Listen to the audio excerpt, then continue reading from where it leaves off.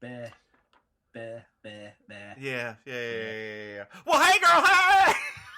Hi, Miss Mims. How are you today? I'm doing fantastic. How are you?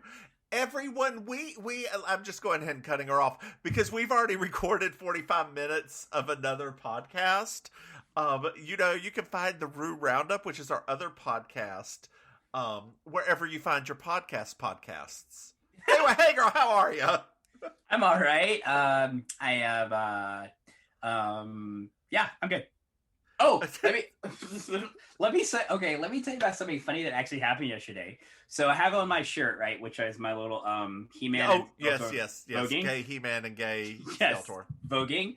And I'm not joking. This really happened yesterday. I was rounding the corner at the Winn-Dixie, or was it Publix? No, I think it was. I can't remember. It was either Winn-Dixie or Publix. I was trying to find sugar-free popsicles for my husband. As I was rounding the corner, this very kind of handsome, big black dude, he looked at me. He was like, "That shirt's gangster as hell," and I was like, "What?" I was like, "Wait." So, and I kept on going, and I had this moment where I was like, "Hold on. Is he saying that it's gangster because he clearly understands what this shirt is about and he thinks it's gangster that I'm just walking around willy-nilly not in a gay part of town like this? Or does he think it's gangster because he doesn't quite understand what this shirt is about and there's something about the two of them together that he thought was interesting?" And I really wanted to kind of chase him down and ask him for clarification, but I thought better of that. Dear, they are obviously voguing, and he knows what voguing is. It is that is deep in the African American community, no matter your orientation. I know, but gangster? Like gangster? Well, did he say gangster or gangsta? Gangsta. Okay. Yeah. I don't know if there's a difference. I'm You're asking the wrong person of color. But I would let me segue into something else real quick because we do need to apologize for missing a week. Yes, we're so sorry. We have been taking vaccinations. We are both lucky enough to be able to get vaccinated right now. Yeah, thank you, pre-existing conditions, and thank you working as a frontline essential worker. That's right, girl. You are frontline, ain't you? And I am essential. I am the most essential. Yes, you are. You are frontline. I am frontline. I'm not gonna say essential. I'm just gonna say frontline. I'm not giving you that honor. Fine. I am group 3, as it is in North Carolina. But just to warn everybody, and to warn you too, Auntie, because I don't think I've told you. Throughout April, it may be hit and miss with these due to, vaccinations, other things going on. But coming up in May, we should be weekly again. Yay. We will do our best through April. But there could be a day that Miss Mims feels like shit. Auntie Maim feels like crap because she doesn't cuss for some reason. I don't understand it. I curse sometimes. I think it's just because Bertha listens to this. No. Hey, Mama Bertha. Are you kidding? My mother has watched my improv shows. She has seen me say everything under the sun. Actually, funny story about that. Back when we were first at the theater, maybe the first year or two we were there, we used to live stream our shows. I don't know if you remember that or not. And my mom used to be the only person watching it. And every once in a while, people would be backstage, right? So they would actually be watching and see what the show looks like. And so they see that my mom's on. And one time, one of the cast members, John, he his character went on this crazy swear thing, right? And then at the end, he said, "Oh, sorry, Mrs. Hamilton." He actually stopped the show and said, "Oh, I'm so sorry," because they were it was my mom was the sole digital audience, so everybody started thinking about that all the time. It was the strangest thing. I was like, "Guys, she knows it's a comedy show." And they're like, "Yeah, but it's weird." And she's from New York. I mean, girl. I'm sure she's Has she ever said those words? My mother used to have a forked tongue back before she got too much into Jesus.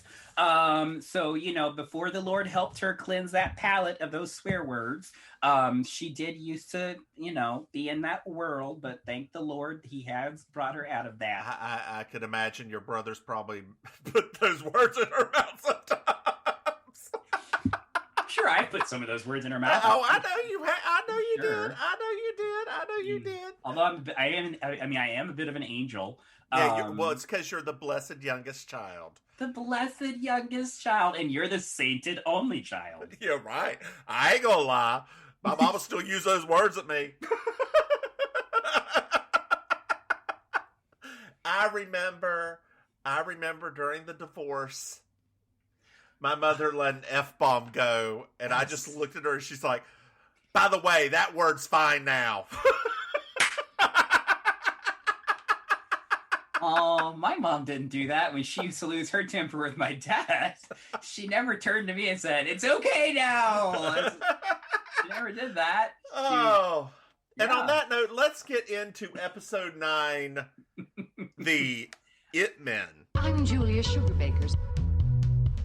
I'm Julia Sugarbakers. I'm Julia Sugarbakers. I'm Julia Sugarbakers. And that's Marjorie. Just so you will know, and your children will someday know, is the night the lights went out in Georgia. The lights went out. The lights went out. The lights went out. The lights went out. And that is the night the lights went out in Georgia. I'm sorry, I didn't know. Well, now you do. Yeah, it was so funny, right? We're so old that I first thought of it as IT, and then I was like, "Oh wait, no, it's it." Like, Yeah, it's I it. thought it was IT too, but then I was like, there's no IT men in this. There's no IT. I don't get the title this time. Like I was really trying, and I think the main reason I don't get the title is because there's only one guy in this episode. Yeah. So I thought, like, I mean, I kind of remembered the episode a little bit as it was starting, but then I was like, maybe there's another guy that shows up at some point in this thing. Like, I don't. Yeah, it's just him. It's just what's his name? Ed. Yeah. So this was December 4th, 1986. So we are approaching our Christmas holiday time, which I'm almost certain there's going to be some kind of Christmas episode coming soon. Perfect for this season because it's hot outside. And so the episode starts. I almost thought this was a little bit of a wink. I don't know about you. With Suzanne once again, just like on episode 1, freaking out about her alimony checks. I know. I thought it was great. Yeah, I did. I really was like, oh, I think this is almost like them like saying, like, look how far we've come over 9 episodes. Like, we're still where we were. Yeah, so I Googled to see if there's anything else that it could mean. Yeah. And I maybe it was something in the 80s. Anyway, yes, so she's obsessing over the alimony checks. Yes. I love it, like though. looking around and Julia's chiding her about it. Of course, because that's what Julia does. Yeah, it's basically saying she's figured she'd be like one of those pigs looking for truffles in France. Isn't it terrible that I was like, I hate being such a goody two-shoes sometimes, that my brain thought, well, if you just listened to Charlene the last time, you'd know where they were and that they're in alphabetical order by their last name. Well, Maryjo walks in. And she has something very weird happen to her. Can we just say for one moment, this was a really weird joke. Yeah, like there was a dog in the passenger side that stared at her like it knew her. I was like, what is going on? This episode's already going a little off the rails. And then it goes to commercial. Like, just what? You can tell at this point, like, dear listeners, the first season of Designing Women nearly got canceled. And we are in episode 9, which means we're about midway through the first season. About midway. So this could be a couple of the crap episodes that they throw in before, the mid-season break, but it's just very weird. It was very, I all I thought was like, maybe this was like just kind of establishing that it's just kind of like an everyday day at the office. Because sometimes the episodes start very like high stakes. Yeah. And I thought that was what I thought. Is like maybe this is just really kind of establishing that it's just kind of like an every kind of wacky day here at Studebaker's and that's it. Right? So we're back from the break. Charlene walks in and she's talking about how bad she's feeling about herself. Oh my gosh. And everybody's like, why? And then she takes off her coat and reveals this black dress. No, it wasn't. Black blouse. It was that awful bedazzled blouse with a leather black skirt. Yeah, and Julia looks at her and says, well, maybe you'd feel less ashamed if you changed outfits. Oof. Can I say that outfit, I got like little triggered moments because I was like, oh my gosh, I remember when women used to wear these crazy oversized bedazzled sweaters like this with like little pencil skirts. It looked like a Pandora bracelet in blouse version. Like it was so ugly. and like the divorce kind of Pandora's bracelet too. Not even like the I just got married. Like it was like the little things that were on there was like, what is that? Why does it look like that? Yeah. So Charlene is going to have lunch with Ed, her financial advisor, and but she kind of likes him. Like she's still in love with Mason. She's still with Mason. Yeah, she's and in love with him. Mason. Enough to make fat jokes about him. Still making the fat jokes. Could have learned about from these. still making the fat jokes somehow. What did she say? I get so sad thinking about him being 300 pounds surrounded by a bunch of thin people that don't eat nothing but fish. I was like, wow. God. Did you notice how cute their bright red coffee maker was? Yes. Okay.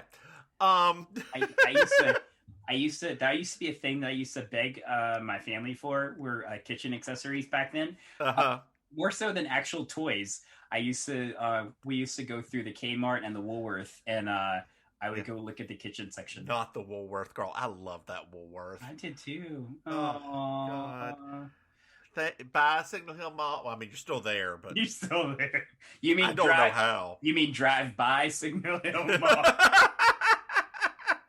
Mall? So, and she calls Mason her big cookie. Yeah. To which Julia's like, stop it.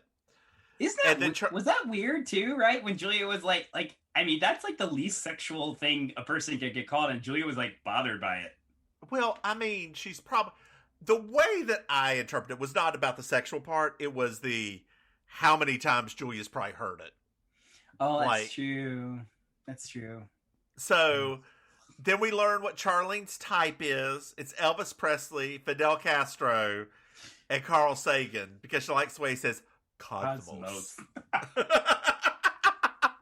It just gets her all hot and bothered. Which then makes Julia upset again. And she's like, I'm sorry, Julia. I know you don't like when we talk about what makes us hot. So Suzanne chimes in. Speaking of says, yeah. And she's like, why don't you just base your relationships on money, y'all? Like, all this love, all this connection, all this heat. Money. That's why she likes having a nice established husband. Uh-huh. But what did Julia say? Very rich and near terminal. I mean, I can't. Suzanne has a little bit of a point. Okay, no, she doesn't. But well, here's the thing, though, right? Like, this is like a thing that's really funny. So this goes back to what we always joke about, right? Which is that there are men and women out there that do this specifically. And it's like this strange unspoken about taboo, but there are people that do this. And I think that it's funny because Suzanne's character never, ever is ashamed of the fact that she is like this. No. I love it. No. And I feel like in watching Perky a few episodes ago that she's fine with it too. Yeah, like Perky don't care. She's well, like, Perky don't care. She knows that's what her daughter wants, and by God, get it if you want it. I mean, she knows that her daughter is well taken care of for the rest of her life. That's exactly right. So I've got something to tell you. Okay. Charlene wrote to Mason and told him everything that's going on. Okay, so here's one. Wrote to him. Yeah. He's been gone like 2 weeks. Then a letter took a week and a half to get there. Yeah. Go on. So no, I was gonna say she wrote to him. So that was another time period, right? Sometimes the show in time periods is very weird. So Yes. she wrote to him, and they said that he'd only been gone 3 weeks. So I thought, okay, she's been seeing Ed now for a week. So technically, she started seeing Ed 2 weeks after he left for Dukin. And it's really odd because I thought Charlene, like, I didn't think better of Charlene, but I'm just confused by Charlene because they really made a big deal out of him leaving on that other episode. Yeah, well, it's because he's fat. That's why it's a big deal. She kept talking about chemistry, didn't she? So then they have they have a discussion about PMS. Oh Lord! And Suzanne is retaining water, and Oh, I was wait. like, this is a very 80s like women directed discussion that would not fly now. No. Like, What did Suzanne say? She said PMS is just an excuse for women to get away with murder. yep. What? I don't.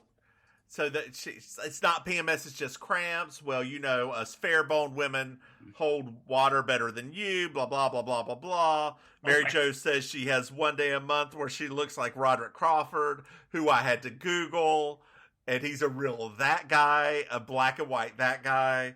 And Julia says, well, Suzanne is Willard Scott. Great Scott, Willard, what are you doing here? If they could see me now out on this fun ship cruise, breathing the sea air and doing what we choose. I would have, would have been a good one too. When she said Willard Scott, I thought she could have also said Wilford Brimley. That's who I thought she'd said, and I was like, no, it's Willard Scott. No, it's Willard Scott. Yeah. People don't know who Willard Scott is now. No, they don't. No. They don't. Do they know Kathy Lee Gifford? I mean, I guess that she was on Hoda and Kathy Lee in the morning for the longest time. So we're gonna pause just for a quick second. So, ladies and gentlemen of the audience, Ding, ding, ding. for those that are not sure who Willard Scott is, back in the day, Willard Scott was essentially the Today Show's weatherman and general comedic release. Yes. Yes. So in the 80s. Yes, the weatherman used to be white. Yep. Before the Roker era, it was Willard Scott, and Willard Scott was very famous. He hosted like TV shows. He did like the Macy's parade, all of that stuff. And but yeah, he was very, very popular until he got really old. Yeah. So that was it. That's pretty much it. That's true. And he was kind of chunky and like balding, like he just And he's still alive. Wait, Ed's here. I know. Ed's at the door. It's at the door. It's at the door. Ed's at the door. Grab your goosies, girl. Now, Ed's y'all here. better be nice. Ed's at the door. Open the door up. Hello, Ed. Slam the door again. Y'all better be nice. I thought that was the funniest joke of the episode. Personally, I was like, that was a cute joke. There's one more that gets me. We'll get to that one in a little bit. Oh no. So she opens the door, and doesn't he look just like Jerry Lee Lewis? And he did This not. is a callback too. Yeah. Like, And he did not. He Jerry Lee Lewis. But he didn't. He didn't look like Jerry Lee Lewis. No, he didn't. He didn't even look like. Like Jerry Lewis? No, worse. He didn't. Lady! Oh, lady! He didn't even look like. He didn't even look like when Dennis Quaid played Jerry Lee Lewis in the Jerry Lee Lewis movie. So when I first saw this person, like at first glance, I thought it was Donald Trump. I thought it was a young Donald Trump on set. At first glance, with that hair right here, his face it wasn't. No, but his face is never that long. He's always had that weird... At just first glance, when you're like trying to text and listen at the same time. Oh, okay, that, yeah. That, sure. So they go to lunch, and then Maryjo and Julia go to a house where they're redoing a bedroom. Yes, a lovely like 80s inspired home. It was very nice, and they're just kind of exploring the area, Auntie Maim. Yes. I need you to go look at the dresser. Oh, okay. Let me go see what the dresser's about. Is it a nice dresser? Is it a mid-century mop? Oh my God! That's the man that Charlene's been seeing. Dixie Carter's gasp at this point.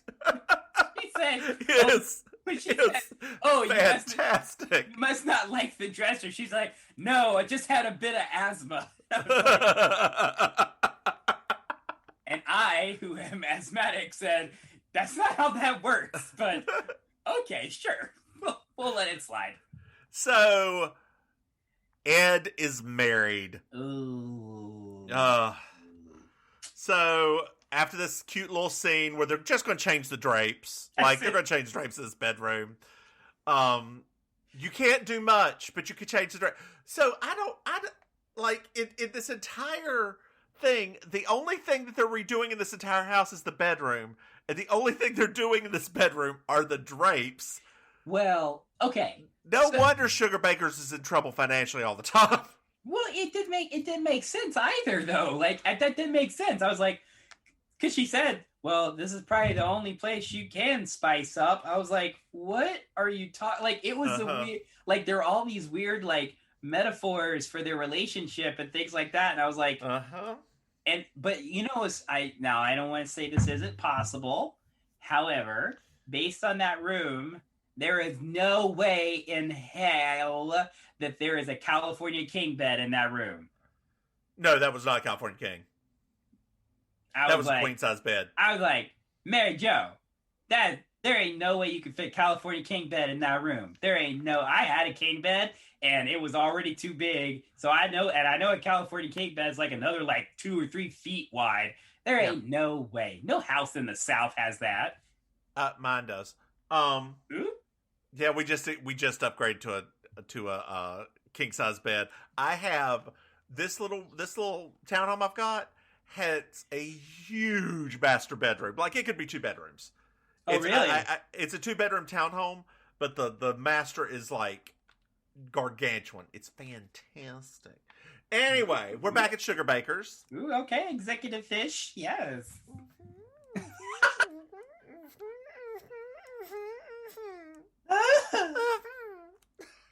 I hope that all those got recorded. I will make sure to make them real loud if they didn't. So we're back at Sugar Bakers. Suzanne comes in and she really likes sad news.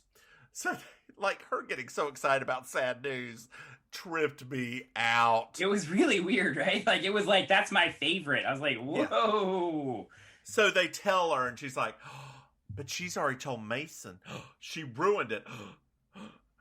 Well, then Charlene walks in with her lingerie she just picked up. Right. Not for Ed. No. But a mood changing pair of panties, voice activated brassiere. I did think of something during this moment when she said that. I thought, oh my gosh, I wonder if this is the moment that inspired the hypercolor shirts, because those came out a couple of years later.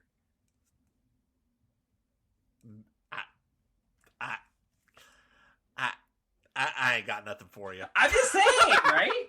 They were like 8. It was my guess is that there were already. So a lot of stuff starts with porn and that kind of stuff first. So they may have already been using it in that before true. It went to hypercolor shirts. Yeah. But hypercolor has to be in, if I remember correctly, it has to be in cotton. Oh. So because it's a dye in the cotton. It's not like polyester. Let's get into a little science here. Oh, Lord. The difference between polyester and cotton is dyed. Polyester, the color is in the thread. Got it. The color's actually part of the thread. Yes. So I think at the time that color change stuff had to be dyed into it. So you would be wearing cotton panties. Yes. Cotton panty. And those color shirts did not feel good either. Oh my God. You'd have a scratchy poussoir. Go on. I never had, my brother had one or two, I think it was. And, but you had to be very careful on how you like marked it and stuff, because I remember specifically that they washed it the wrong way and that ruined it. I had one that was yellow to green. And like and I was a kid and you go outside and play and you get sweaty. If you sweat too much into it, it just changed permanently. Mm-hmm. So anyway, which is like a boo moment. Yeah. They get Charlene and they have something very important to tell her. She thinks she's fired, but she doesn't think she can be fired because she's part owner. Right. Which was, once again, like, I'm really happy that it did that, right? Reassessing again that Charlene is a part of that company. I did think it was funny, though, because at first Charlene was like, does someone in my family die? And she actually said it with, like, that level of commitment that you're like, oh, you're going to be a big star one day. Like, you're going to... Yeah. Because she was her normal Charlene self. But then she did that for that moment. I was like, oh, there's that little peak there of our Emmy-winning Jean Smart right there. Well, it's married. What? No. But she misses Mason and loves him more anyway. But Charlene, you already wrote Mason. I know, but it's very hard for me to feel sorry for Charlene in this moment. Oh. Well, so then they go to a restaurant, Charlene and Maryjo. And they're waiting on Ed to show up. Maryjo is stressing out. She's drinking Mai Tais. Yes. Which that does not even look like a Mai Tai. I don't know what that is. It wasn't a Mai. I mean, me who is very much a big Mai Tai drinker, it wasn't a Mai Tai. No, it was not. It is what it is. Ed comes in. Charlene basically is like, oh, you're married. No, Maryjo starts it, right? Because she's first like talking about people with secrets. And yeah. And Charlene has to do her little like, Maryjo. I think they have to do I think it's like written in the script that at least one time per episode, Charlene has to go, Maryjo, like at least once. And like they're going on and on. Well, how'd you find out? Well, we're redoing your bedroom. Why are you redoing our bed? Or what are you doing to our bedroom? We're changing the drapes. Well, I like the drapes. We should really keep the drapes no longer than 7 years. Then they go on for a little bit, and Ed says something like, and then, but what about the sex? This is the best line to me. Maryjo gets up and says basically, that duck just dropped that word. I need to peace. And she shakes Ed's hand and said, Ed, so nice to meet you. I'm sure you're probably a creep, but good luck to you and your family. I love that line so much. I love that line so much. I want to use that in life. But they didn't have sex. They didn't. They did not. I was like, it was so funny because when they said it, I was like, I knew this show would do this. Like, I knew they would still somehow make Charlene the purest of pure. But wait. Ed's left his wife. What? Ed's left his wife, and it's time. The waiter comes up. It says, ma'am, have you made your decision? Can I say something real quick? Yeah, go ahead. Did this moment with the waiter not remind you of will you be having wine with dinner from Soap Dish? He even looked like the guy. I was like, oh my gosh, this is so weird. Like, he delivered the line. He looked like the guy. I was like, oh, this is so funny. Like like of all things for us to be like watching, I laughed for like a good 5 minutes because I was like, oh my gosh, it's that guy. Like, and like in the background, you could almost see like Betty Faye Sharon like off in the background saying, he's so good, right? Like, you just know that Betty Faye Sharon had sex with this man on this episode. She was the casting director on this episode, and she had sex with that man. Could you try it topless? Sorry, audience. For y'all who don't know, you need to go watch the movie Soap Dish. If you've never seen the movie Soap Dish, it's one of the greatest comedies of all time. When we do our live show, we'll do Soap Dish. We apologize in advance. Yes. It is a little transphobic, but everything except for that's real good. Yeah, everything but that is A-okay. So we're back at Sugar Bakers. Yep. Mason's letter arrives. Yeah. He met a stewardess. Oh, man. So she calls him. She's so angry. Immediately. I'm so worried about how angry she is right now because I thought, oh my gosh, she's going to lose her religion. And then he picks up the phone, and they're still in love. Oh.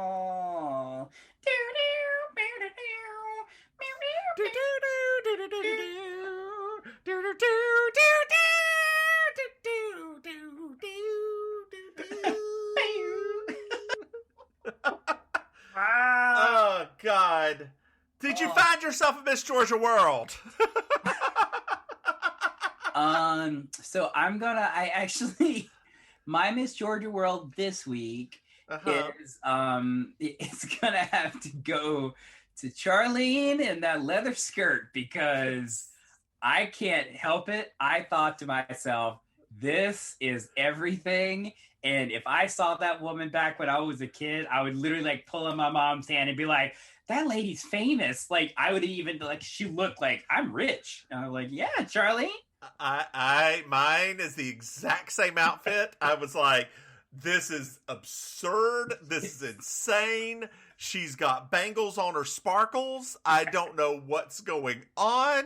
I cannot explain it. It doesn't match. It is ugly for the 80s. Oh man, it was. But good job, right? Amazing. Like, I felt like what's her name could have worn that outfit. The lady from the Goldbergs, the mom from the Goldbergs. She could have rocked that outfit easily. Yeah. Mm-hmm. So, yes. The most important question. Yes. Did you like this episode? No, I did like this episode. This is actually an episode that I because it's a very like innocuous episode, right? It's like not a it's not like a, you know, it's not a crazy episode. It's just like a funny episode, right? Like once it got started, I liked it. Like it had a shaky beginning. Yeah. But it's funny because I like later on in the episode, like, or later on in the series, like they do have these kinds of things where the beginnings are awkward because they're not sure how to establish that it's a normal day and it's not high stakes. Once they start getting that rhythm, I think that's more in the second season. Like the episodes kind of start and it's just kind of a everyday kind of thing, but it's not. This was more like forced at the very beginning, but as it picked up, I loved it. I'm torn about this one. Okay. I think Annie Potts, this is the first time they've given her reign to be funny. Yes. So I am thrilled with that. Like she is finally getting her one-liners in. She is finally being silly. I think the one where she goes on the date though, that was a good one. It's okay. Like her part's not that good in that one. Like this is the first. She's just crazy in that one. This is the first time she actually gets her real zingers in. Like, oh, that's true. You see her. Well, like that's the thing, though, right? That's the thing about this show is that the characters themselves, they don't actually get the zingers unless they are the side character to the main character's thing, right? Like Charlene. Charlene didn't have a lot of zingers, right? She was the character that we were kind of like experiencing the episode through. So that's actually kind of a thing is like whoever the main person's focus is, they don't really actually get a lot of jokes. This episode felt very disjointed to me. Oh yeah. In not a good way. So was it pleasurable to watch Yes. Was it one of my favorites? No. No. No, I would say the same. But did I like it? I want to watch next week, see what happens. Well, we're going to watch every week and see what happens. Hush, I know that, but... We do have... Now, I do want to pause for a second because we do have a little sad news, right? Because it happened this week. Remember, so one of our famous actors from Designing Women... that's right. Yeah, actor Richard Gilland, also known as J.D. Shackelford on the episodes that you guys have already seen a few of them in. He passed away this week, which was really sad to hear. And I did not know until this week that he was married to Jean Smart for 34 years. JD, no, I thought she was married to. Hold on here, what? She's married to JD. I thought she was married to the person she was actually married to on the show. No. The guy that Maryjo is with is the one that was married to Charlene. Richard, I'm good. Hold on, I'm good. I'm googling it. I'm good because I'm so confused. What? What? He was in Airplane 2. Good Lord. Yeah. Okay. Yeah. Oh God, Airplane 2. But that's where they actually met on the show. Like that's where they started their romance. I was reading about. So I thought that was, it was sad. I was like, oh my gosh, like that is very sad. But 34 years, wow, that's a long time in Hollywood. That's almost unheard of. In Hollywood. So R.I.P. J.D. Shackelford. We will have many episodes to give you some praise because he actually is a very funny character on the show. He is. Oh, goodness. Well, dear, next week we have the episode 10, The Slumber Party. Oh my gosh, we're going to be in double digits now. We are. Which, is very exciting until like episode 5?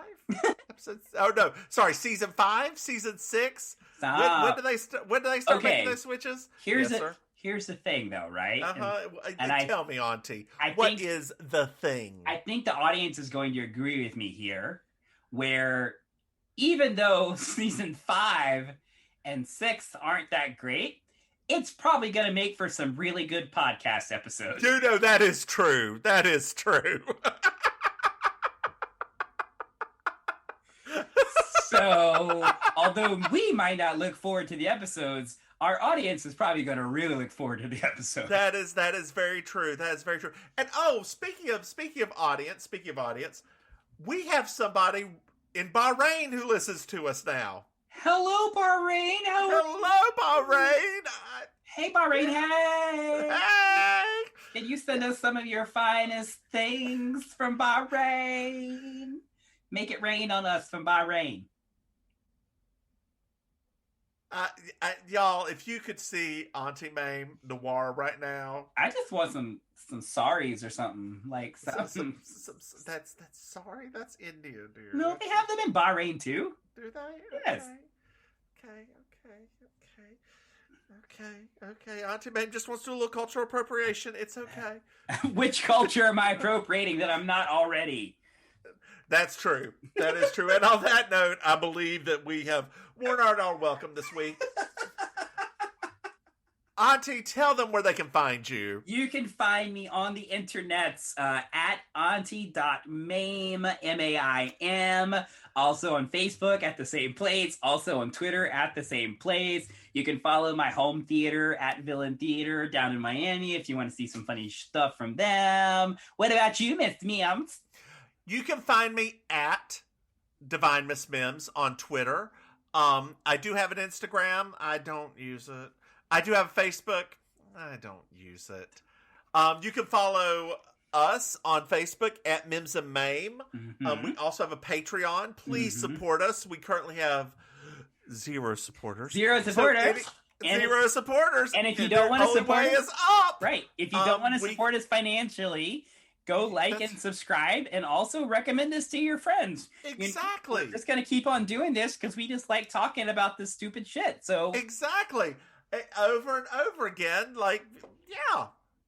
All right, dear. Well, it has been fun, and it is time for dinner. Well, okay, it's not quite time for dinner yet, but I need to get this makeup off because it's. What? I'm wearing eye makeup too.